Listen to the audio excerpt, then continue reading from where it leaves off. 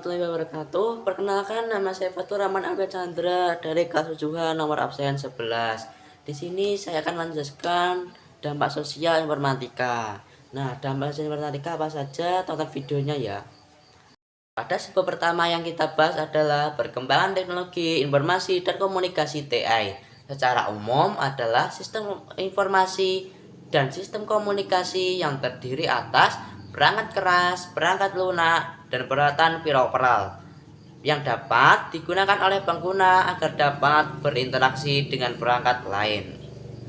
TI dapat ditambah dengan peralatan komunikasi seperti jaringan komputer, telekomunikasi, dan internet. TI yang ditambahkan dengan komunikasi disebut dengan teknologi informasi yang disebut dengan TIK. Pengaruh TIK terhadap kehidupan masyarakat.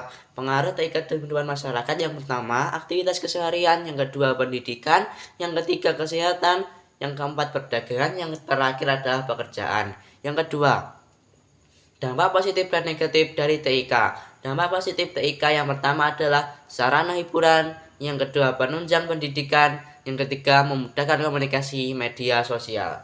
Dampak negatif dari TIK adalah adanya bullying, kedua kecanduan internet dan game, dan yang terakhir ketiga hilangnya pekerjaan. Lanjut ke subbab yang kedua, yaitu kolaborasi di dunia maya.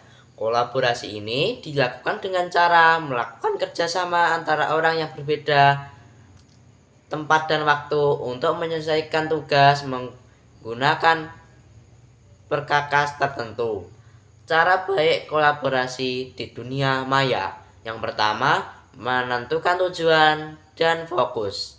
Yang kedua, menyepakati dokumentasi kegiatan kolaborasi.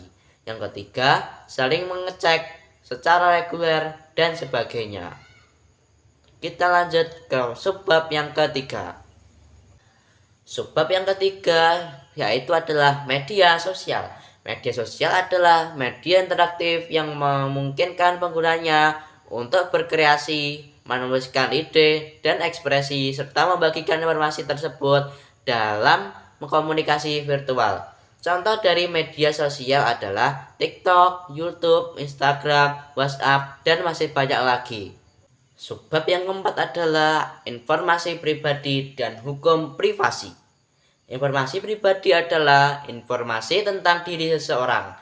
Informasi pribadi dikenal dengan dua istilah, yaitu informasi personal dan informasi privat.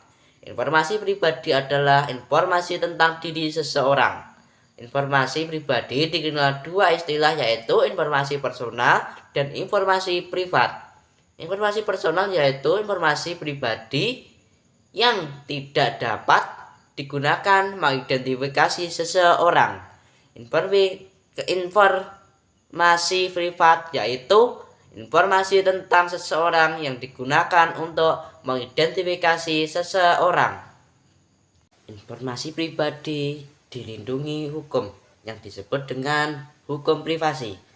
3 aspek yang harus dijaga diantaranya adalah kebebasan dari gangguan, yang kedua melindungi dan mengendalikan 85% informasi tentang diri sendiri, yang ketiga bebas dari pengawasan, diikuti, dilacak, diawasi, dan disadap.